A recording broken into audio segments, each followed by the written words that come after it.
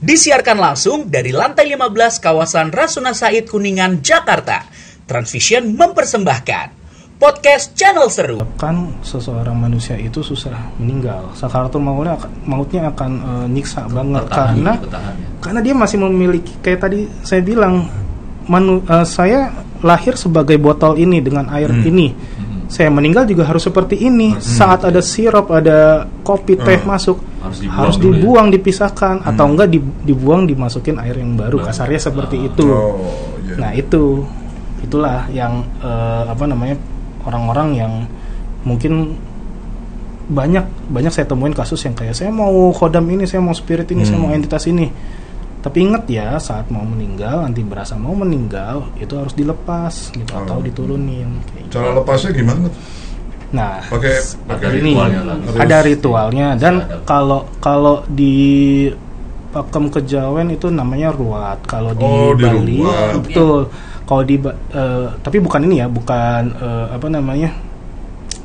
kalau di Pakem Hikmah tuh, di Pakem Muslim itu Ruqyah, bukan beda ya. Beda. Nah, di ruat atau kalau bahasa Bali itu melukat. Jadi dibersihin semuanya. Caranya macam-macam, ritualnya macam-macam, tergantung dari latar belakang budaya, keilmuan, dan juga orang ini maunya apa. Mas Hendro ada pengalaman khodam? Enggak, cuma itu aja. Sekilas aja, makanya itu kan udah jelas. Makanya saya jadi banyak nanya kaki. Karena itu mau tahu gitu, karena selama ini kan tahunya cuma sekilas aja, kadang-kadang nggak jelas juga. Itu aja tadi saya tahunya aja cuma gitu doang, bahwa Qorin sama Khodam itu persamaannya cuma satu, sama-sama jin. Ternyata kata Kijang Fajar bukan. Gitu loh. Jadi kan kadang-kadang kita yang awam nih terombang-ambing gitu dengan informasi yang kadang-kadang beredar gitu ya, karena bener gitu. Itu dia, informasi apalagi di era sekarang itu kan luas ya, gampang diakses. Tapi sosok tanda kutip guru yang mengarahkan atau memberitahu makna di balik informasi itu kan belum tentu semuanya punya. Iya itu makanya. Itu dia, makanya salah berguru ya salah juga kasarnya gitu ya, menurut persepsinya. Terkadang khodam ini juga pernah ini juga kan, selain dia salah ngasih, dia ngelindungin. Misal nih, bisa kita bawa kendaraan gitu kan, lolos dari maut. Oh, saya pernah ngalamin juga. Jadi saya pernah ngalamin, saya kan pernah tuh masuk jalan hutan Sumatera. Kan saya orang Sumatera nih. Jadi kalau malam-malam kebetulan jangan lewat situ atau apa, saya bismillah aja gitu. Di perbatasan provinsi kan nggak apa-apa. Pertama, tapi orang ada yang jatuh di situ. Kadang jalan itu kayak kelilit gitu, kayak ular gede, jadi jatuh atau apa, sampai ada meninggal juga. Benar. Dan tapi kita alhamdulillah mulus saja gitu. Benar, kayak nggak ada apa-apa. Benar. Hampir meninggal itu saya sering merasain dalam artian berbagai kondisi ya, dan salah satunya yang berhubungan dengan yang barusan Mas Orami cerita itu. Ini saya boleh cerita ya? Boleh. Saya waktu itu lagi bawa motor dan lagi cornering, dalam artian ngerebah lah gitu ya. Dan ternyata ada becek di depan karena lagi ada bekas kebakaran, airnya tuh kemana-mana. Itu sampai motor saya stangnya tuh berapi-api, jadi muter-muter bener begini, dan saya lagi cuman dan saya cuma lagi pakai jas. Dan ya kalau orang tanda kutip orang lagi nggak dilindungin oleh baik yang maha kuasa ataupun baik yang khodamnya atau spiritnya, ya itu udah patah sana sini. Tapi saya cuman lecet dikit doang. Udah berdarah dikit, balik lagi. Orang yang itu jam 2 malam, dan orang yang nolongin saya bingung, loh kok bisa langsung berdiri gitu. Kisah-kisah seperti ini yang emang ada gitu kan. Baik kayak gitu. Saya pernah ngalamin juga kayak gitu. Oh, jadi gini, ada kejadian yang sering saya dengar. Misalnya tadi kecelakaan atau yang paling ekstrim jatuh ke jurang. Itu bayi-bayi itu masih hidup, yang lainnya luka-luka, anak meninggal. Nah dilindungi. Itu apakah itu dijaga oleh khodamnya atau apa? Bayi sebelum akil balik ya, dan juga khususnya batita gitu ya, di bawah 3 tahun, itu bukan cuma khodam atau spirit yang melindunginya, melainkan emang masih ada malaikat yang melindunginya dia. Jadi emang bener-bener malaikat. Kalau bahasa ininya torikotnya malakut gitu. Nah, ini malaikat inilah yang menjaga sampai dia akil balik mengenal dosa. Iya. Mengenal dosa. Lepas tangan tuh ya. Lepas tangan, bukan urusan gue. Gitu. Kayak gitu. Makanya bener, kalau dulu saya lagi ngaji ya gitu. Jadi selama masih belum akil balik, dosa itu masih diampunin kan. Oh iya. Iya. Karena masih seperti ini, masih bening, belum ada apa-apa, tabula rasa. Nah, begitu udah akil balik, nah itu udah tanggung jawab sendiri. Iya. Kayak gitu. Berarti bener ya kayak gitu ya. Bener kayak gitu. Jadi pernah juga gini ada yang ini saudara gitu kan. Iya. Dia itu pengen lepas. Setiap ngelepas itu melawan. Si khodamnya melawan. Jadi dia bilang dia nggak mau pisah. Ini rumah saya. Betul. Ini rumah saya. Betul. Kenapa pisahkan? Ini cucu saya, ini anak saya, ini cicit saya. Benar. Nah, saya buyutnya. Tapi kalau kita dengan nalar kalau orang udah meninggal itu kan udah tenang. Jadi yang ngomong ini apakah roh yang tadi ataupun roh yang tadi yang misalnya tanda kutip yang bisa dia minta dulunya itu kan, nah, mungkinkah dia meninggal atau dia gentayangan nggak diterima bumi ataupun atau menyerupai lah. Kalau menurut pengalaman saya, yang kasus-kasus yang saya tangani itu biasanya seperti itu gini loh, saat seseorang sudah terikat dengan suatu entitas, suatu khodamnya dia, itu kan berarti dia melekat, ya nggak ada attachment bahasa Inggrisnya ya, gitu, ada kemelekatan. Nah, saat dia meninggal, sama deh kayak gini deh, kamu misalnya punya teman akrab, saat teman kamu itu mau meninggal, kamu pasti sekuat tenaga untuk biarin dia hidup, ya nggak? Iya. Nggak mau kehilangan dia, karena ya ada rasa antara kalian berdua, itu pula yang dilakukan oleh si khodam tersebut. Jadi makanya saya bilang tadi, pas udah kayak dia tuh meninggal apa gimana, meskipun dia nggak bisa ngelakuin sendiri, ya harus ada orang yang memfasilitasi jasanya untuk melepas supaya bisa kembali ke rahmatullah dengan tenang, kayak gitu. Gimana Mas Hendro? Ada? Enggak, kalau saya cuma nanya lagi, misalnya gini, kalau Ki Badjar ini bisa nggak ngeliat misalnya orang, oh ini orang punya khodam, enggak gitu? Insya Allah bisa. Dan soalnya nih juga gitu. nanya nih, ya, ini bener. Makanya dia. Tadi kan dengan apa decakaran apa segala macam. Nah sekarang balik lagi, tadi kan saya tanya rasanya gimana, gitu. Ya rasa kalau cakaran itu sekarang masih berasa nggak? Gitu. Energinya kerasa.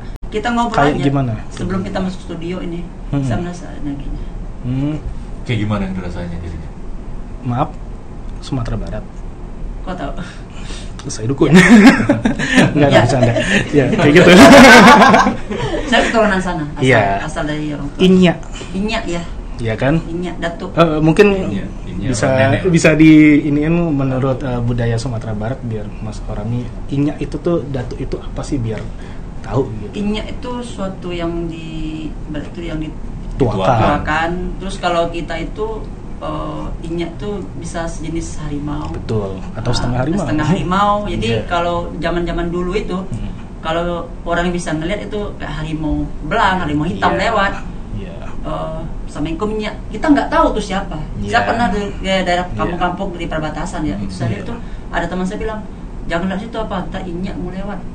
Pikir Inya siapa? Oh, beliau? Iya, ini. Iya kan? Iya. Mungkin pada ngeliat tapi beliau di sini. Tadi saya di awal masuk. Hadir ya? Tadi awal tadi, waktu saya duduk tadi, briefing tadi, saya kan melihat ke situ tadi. Iya.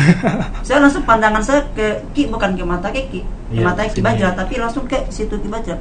Bisa kita mau bersahabat, atau mau nantang, atau bisa seperti itu. Atau mungkin Ki Badjar ada maksud tertentu. Iya. Ada maksud tertentu. Jangan memberitahu atau gimana? Karena emang ada benar. Karena saya pengalaman selain saya jadi yang ini, saya juga pernah jadi mediator bersihin rumah. Jadi orang masuk, yang penghuni rumah itu masuk ke saya juga pernah. Mediumisasi. Mediator. Jadi orang ini nggak kuat, saya jadi ininya. Tapi bukan maklar ya. Tapi gini Ki, kalau orang kalau jadi mediator itu nggak sadar ya. Tapi saya sadar Ki. Nggak harusnya sadar. Tapi dia bergerak sendiri. Tapi dia nggak punya kontrol terhadap badannya. Itu dia. Nah, pikiran saya itu sadar yang tahu gitu kan. Iya. Orang ngerekam kita itu kadang-kadang dibilang, wah ini si si ini nggak ini si orang ini nggak sadar dibiarin dah. Tapi kita dalam ini sadar. Kayak orang kesurupan gitu. Kadang dia mediatornya gini, ini maaf nih ada kasus ini ibaratnya tante lah gitu kan. Dibilang ini ponakan ya. Apa ya? Jadi rupanya mereka tuh sama ininya maaf nih. Boleh buka ya? Ya Pak ya. Sama Berondong ini dikasih. Saya dijadiin giniin, saya tahu rahasia dia. Iya. Jadi ibaratnya rumah tangganya atau apa ini berdasarkan si makhluk ini, entitas ini. Ya tapi dibilangnya mereka berdua tuh bilang saya tuh nggak sadar. Kayak padahal sadar. Saya sadar, tapi saya diem aja. Tapi ada kemungkinan sih bisa sadar, bisa nggak sadar. Tapi selalu sadar. Iya, itu dia. Karena ada yang dibilang kesurupan, ada yang bilang nyambat. Nah, bahasa nyambat ini adalah misalnya saya mau bahasa bulenya evocation ya, dan invocation itu masukin. Jadi saya masukin sebagai media gitu. Mediator. Tapi saya sadar dan saya bisa kontrol kapan harus udahan. Tapi kalau kesurupan itu bisa sadar dan bisa nggak sadar juga gitu, kayak tadi gitu kan ya. Karena ini udah punya kekuatan kali ya. Iya, udah. Jadi dia dijagain, dia bisa ngontrol. Karena kalau misalnya sampai nggak sadar, lost semua. Bisa nggak sadar karena nggak ada yang jagain itu tadi gitu. Kodamnya inyaknya nggak jagain. Ini kalau saya mau misahin bisa nggak ya? Bisa. Jangan, sebaiknya dia langsung marah. Inyaknya maaf perempuan gitu kan, dari jalur nenek gitu ya, walaupun terkesannya tuh cowok banget. Laki-laki. Nah iya. Hitam pendek. Ya. Nah, tapi dari kalau saya lihatnya gitu. Beda lagi. Nah beda-beda. Nah saya lihatnya seperti itu. Nah maksudnya kalau dipisahin takutnya malah nanti kebalik kehidupannya gitu. Karena kan emang dihitung dulu lebih banyak positifnya atau negatifnya? Negatifnya. Kenapa? Coba bisa diceritain. Ya seperti saya bilang itu kan, mungkin saya mungkin turunan atau apa. Tapi kalau meminta nggak pernah ya, saya nggak tahu apa itu nggak pernah. Cuman mungkin dari turunan.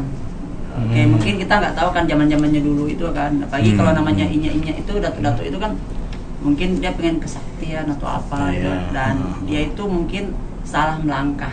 Ini asumsi saya aja, karena saya nggak tahu kan yang turun sebelumnya gitu. Jadi leluhur gitu kan. Jadi kalau menurut cita-cita orang-orang dulu ya, dia itu pernah punya ilmu menghilang. Ilmu menghilang. Wow. Jadi dia tuh pernah Invisible Man.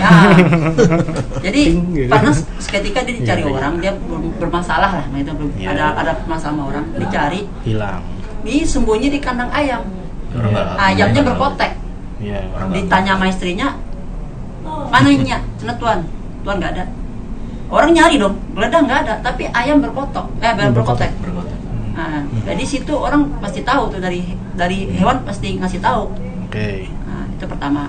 Terus yang kedua, kalau negatif modal itu memang sering, mungkin emang pribadi saya pun nggak mau nerima. Ibaratnya gini loh. Selama saya mengalami kehidupan itu kan, perjalanan itu ibaratnya itu saya penyerang pemain bola, depan gawang saya sering nggak gol, atau saya pembalap, saya ada di finish saya nabrak dinding. Di tujuan itu selalu. Pertanyaan saya satu, pernah nggak komunikasi atau berusaha komunikasi dengan inyaknya? Dulu pernah, mediator pernah sama ada itu. Dia bilang dia nggak mau lepas. Nah, tapi kalau selagi saya giniin dia gitu kan, dia itu nyerang. Kayak saya bilang tadi, saya dicakar, saya ditindih. Berarti mesti ada pendekatan. Ini tuh nenek apa? Tetua apa? Leluhur yang dituakan. Leluhur. Ibaratnya itu kalau di Jawa tuh Raden Mas. Iya. Nah itu dia, kalau saran saya sebelum memutuskan ngobrol dulu kali ya. Itu harus ngobrol dan nggak cukup sekali gitu, karena orang mau putus aja ribet ya, ngobrolnya kan lama gitu kan ya. Kayak harus saling ngerti, sidang cerai aja lama gitu kan. Gimana di ini yang nggak sama yang kelihatan gitu. Jangan terlalu cepat ngambil keputusan. Takutnya saya bilang tadi malah Mas itu kehidupannya lebih kacau lagi gitu loh. Lebih kalau ini masih selain saya Ki, itu saudara-saudara yang lain gitu kan juga mengalami yang sama. Ada yang gitu sampai udah umur 40-50an nggak kawin. Jadi ibarat itu udah ada, udah mau, udah ini, pas di hari gagal. Ada, usianya udah mungkin kalau cewek 40, 50 itu udah hampir 45 lah gitu kan udah orang-orang over posesif ya. Dan yang laki-laki gitu. Bisa kayak gitu. Yang laki-lakinya juga itu bahwa kerjanya panas. Apalagi dengan jamaah kayak gini, maksudnya dengan kolektif seperti ini, berarti kan ada something wrong, sesuatu yang salah yang saya nggak mau terlalu dalam untuk melihat masalah apa itu. Biasanya masalah keluarga. Nah inilah yang harus dirembukan, dimusyawarahkan gitu dengan yang lainnya, karena nggak mungkin satu doang terus yang lainnya sama-sama seperti itu, pasti ada yang salah nih. Entah harus ngobrol. Itu harus ngobrol. Udah, kalau di ngobrol udah, cuma karena yang orang-orang yang hidupnya itu nggak tahu, dan orang kadang kan yang itu tuh udah meninggal semua tuh, yang atas-atasnya tuh udah meninggal semua. Jadi dia nggak tahu ibaratnya tuh kuncinya tuh di mana. Misalnya dia ngambilnya di mana dulu, ya kan? Walaupun gitu. Ada orang yang tahu gitu kan, tahu daerahnya. Siapa pernah ngelusuri ke sono? Kayak macam-macam gua itu ada situ. Nah situ ada yang jaganya ini katanya kenal semua orang itu. Yang ini adalah cucunya nih, katanya kakeknya dulu kenal ini. Nah saya lihat itu yang jaga, saya fobia anjing ya. Saya pernah di Bali pernah digigit anjing. Bagi temen yang kayak anjing ya. Tunggu, dulu. Jadi dia punya piaraan anjing. Cuma saya lihat anjing itu kalau biasanya nyalak ya, tapi lagi itu matanya tuh sayu kayak mata orang, kayak mau nangis. Apakah itu ada pindahan ke? Itu saya walau-walau. Tapi saya lihat itu kuyu gitu. Kalau ngeliat tamu siapapun tuh kuyu gitu. Kayak takut gitu ya, tertekan, terintimidasi. Nah, kalau misalnya anjing kan menyalak ya, kalau ada orang asing dia nggak nyalak, kayak gini aja tuh. Ya bisa itu efek bias energi dari inya tersebut gitu. Enggak, bukan selain saya yang lainnya juga kan? Pernah ngomong, saya kalau ke situ lewat atau bertamu ke rumah bapak itu atau ke ibu itu, anjingnya kok kayaknya aneh gitu. Gitu ya. Ya udah, kembali lagi ke Kodam, ada pertanyaan lain Mas Hendro? Nggak ada sih ya, misalnya kalau gitu. Ya saya lagi menyimak ceritanya Mas Rami nih. Karena kan ini ceritanya kan dia dapat turunan Kodam turunan nih dari leluhurnya. Tapi buat Mas Rami kayaknya jadi kok nggak selaras gitu. Nggak selaras, itu dia. Berarti ada something yang mesti dikulik lagi sih Mas gitu. Apa sih yang nggak selaras ini? Dan walaupun susah ya gitu, susah karena gimana tuh Ki? Untuk bisa ngobrolnya nih? Untuk bisa ngobrolnya lebih baik biasanya kayak kemarin juga saya nanganin kasus seperti ini, balik ke kampung halaman gitu kan, tempat di mana tetua-tetua ada, yaitu ngobrol dengan yang masih bisa, pasti ketemu kok di sana yang kerabat lah gitu ibaratnya, yang masih ini harusnya gini karena ada generation gap gitu loh di situ, di mana kita nggak bisa nanya ke sini lagi dan hanya bisa saat balik ke tanah kelahiran atau tanah awal leluhurnya itu, entah dari orang atau entah tiba-tiba kepikiran tuh biasanya, nih saya harus gini ya, wangsit lah gitu ya, orang bilang gitu, wangsitnya dapat harus kesini dilakuin aja kayak gitu biasanya. Tapi gitu. Kalau itu sih tepatnya saya tahu sih, udah pernah teman yang itu tadi pemegang kuncinya. Karena udah meninggal atau belum saatnya. Bisa jadi gini, kayak tadi saya bilang, kayak orang bilang banyak orang bilang Korin itu jahat apa gini-gini, kan saya bilang sebenarnya bukan jahat kalau menurut saya ya, menurut pandangan saya, tapi itu ngetes orang. Kamu gini deh, pelaut ulung kan nggak akan jadi pelaut ulung kalau nggak pernah nerjang badai. Iya nggak. Ini biasa sendiri. Ujian. Siapa tahu dalam waktu tertentu Mas Warami bisa dapat sesuatu yang besar gitu kan ya, kayak gitu loh Mas. Jadi husnuzon aja dulu. Saya selalu berpikir positif. Salah satunya itu. Mungkin itu semacam ujian. Mungkin Mas Warami itu akan sukses, tapi ujiannya seperti itu. Bisa lewatin nggak nih? Gitu. Bisa jadi loh seperti itu. Ini yang saya omongin. Masuk akal sih. Iya, belum pasti, tapi bisa jadi seperti itu. Kalau positifnya sih, saya kan hobi motor. Saya pernah tiap antar kota itu pernah motoran kan, kalau orang tua kan nggak sendiri. Jadi kalau orang kan istirahat gitu kan, saya labras. Labrak aja jalan terus. Tapi kata orang tuh hati-hati, jalan itu ini. Yang tadi itu ya. Tapi kadang-kadang saya pernah ngerasa ada yang lewat atau apa, saya klason aja. Biasa saya klason 3 kali. Kalau saya merasa 7 kali kebanyakan. Enggak, 3 kali aja. Kan semuanya makan cuma 3 kan. Saya klason 3 kali. Minta izin, kadang bilang assalamualaikum, saya jalan lagi. Tapi perasaan takut, kalau panik kan takut apa? Kalau kita semakin takut, dia semakin berani kan. Tapi kalau kita santai aja, udah nggak ada masalah. Berarti sebetulnya ya istilahnya kodamnya ini berarti kan juga ada andilnya. Nggak pure negatif. Gitu. Cuman kalau untuk kehidupan mungkin negatif. Untuk pekerjaan, untuk ini mesti dicari. Itu mesti dicari. Ya.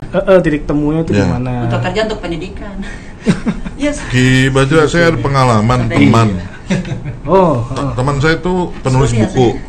Dia ngetik kan, selembar, 2 lembar, 10, 2. Nah sampai ke lembar berikutnya itu gerak sendiri jadinya. Iya. Apakah itu kodam atau ada yang pendamping atau apa? Dia sendiri bingung. Kok ngetik sendiri gitu loh. Itu terjadi sama seperti saat saya ngelukis kodam orang atau spirit orang gitu kan ya. Itu tuh pertanyaannya kenapa bisa kayak gitu ya? Tiba-tiba panas kan AC-nya mati kayaknya.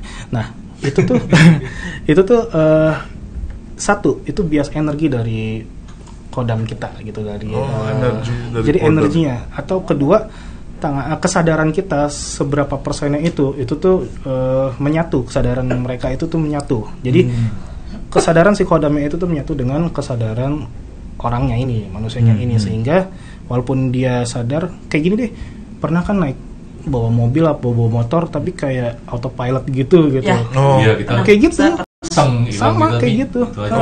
Sama kayak gitu. Jadi kayak ada yang ngarahin gitu. Kadang-kadang kita pengen jatuh gitu kan, kayak oleng gitu tapi ngegas aja gitu. Iya. Kadang-kadang saya bilang mau jatuh. Kecepatan di atas 100 itu. Iya. Labras aja terus. Mau belok saya kan jalan liku-liku tuh kalau di lintas itu. Liku laki-laki. Ngetiknya bener enggak tuh, Pak? Kan Bener. Itunya EYD-nya bener. Bener semua. Kalau dia mindah-mindahin barang gerak sendiri. Kenapa? Saya pernah ngalamin mindah-mindahin barang. Oh iya, bisa. Saya cari-cari. Kayak diarahin. Sampai saya nuduh-nuduh orang, katanya di situ lagi gitu. Oh bisa banget itu. Itu ngerjain atau gimana? Silakan minum dulu, nggak apa-apa. Nggak ada larangan. Supaya tenang. Tenang. Jangan anarkis. Saya pernah juga sampai nuduh semua orang seisi rumah pada heboh. Katanya di situ lagi tuh, Pak. Iya. Tenang, Mas Rami. Semoga sukses tuh digangguin sama kodamnya. Selain kodam Sumatera, kodam Jawa saya juga pernah digangguin juga. Cuman tadi saran Ki Bajra sebaiknya ngobrol sama yang di Sumatera lebih dalam gitu. Walaupun terkesan susah. Jadi kalau ngobrol di sana nanti mungkin akan bisa negosiasi lah. Karena beda. Saya ngomong gini. Misal contoh ini contoh. Orang Sumatera Barat, orang Padang makan rendang tiap hari, makan santan. Jarang yang kolesterol kayaknya, ya enggak?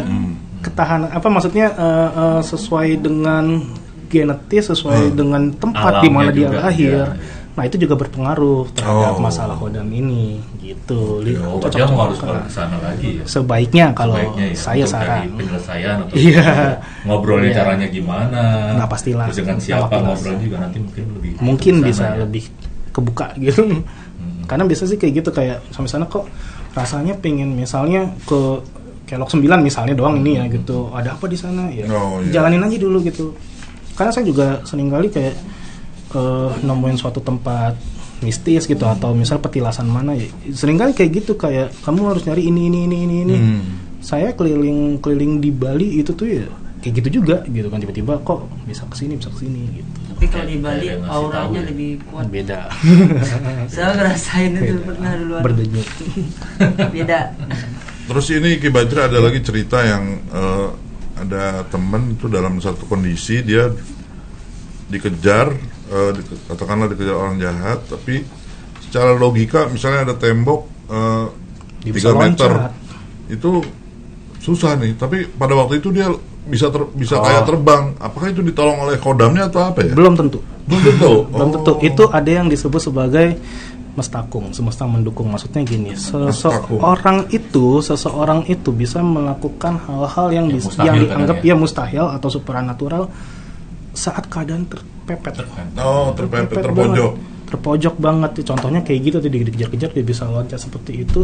Belum tentu karena kodamnya, tapi karena kekuatan di dalam diri. Jadi mungkin kadang-kadang bisa matahin apa. Iya, gitu kan, kayak udah panik atau gimana. Iya, bisa tiba-tiba yang tadinya takutan bisa jadi berani, kayak gitu-gitu.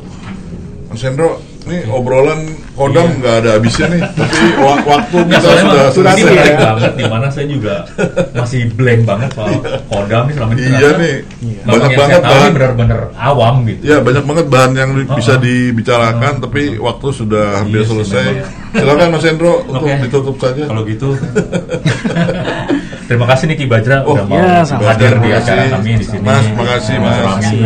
Ceritanya menarik tadi sampai sedikit emosi. terbawa suasana. Dari ininya mungkin marah juga mungkin. Oh, jangan aja. Peace, love, and joy. Gitu, mau nggak mau nih karena waktu juga. Silakan Mas Hendro, silakan. Acaranya harus kita tutup nih Ki, Mas Romi ya. Jadi kita pamit. Untuk malam ini kita cukup jam sini. Saya hanya untuk ngingetin lagi nih untuk terus update tentang channel seru. Live-nya bisa dilihat tiap Senin sampai Jumat jam 12 siang, jam 2 siang dan 4 sore di channel YouTube Transvision Official. Nah, jangan lupa subscribe, komen, dan like. Dan juga aktifin tombol lonceng untuk selalu tahu semua updatean channel seru, karena nggak cuma ngobras, ada updatean seru lainnya. Nah, bagi pengguna Transvision bisa dilihat di channel 333 ya. Dan dengerin juga di Spotify-nya Transvision. Oke, kalau gitu sampai jumpa lagi untuk di acara yang lain dengan tamu yang lain. Wassalamualaikum warahmatullahi wabarakatuh. Sampai jumpa, terima kasih.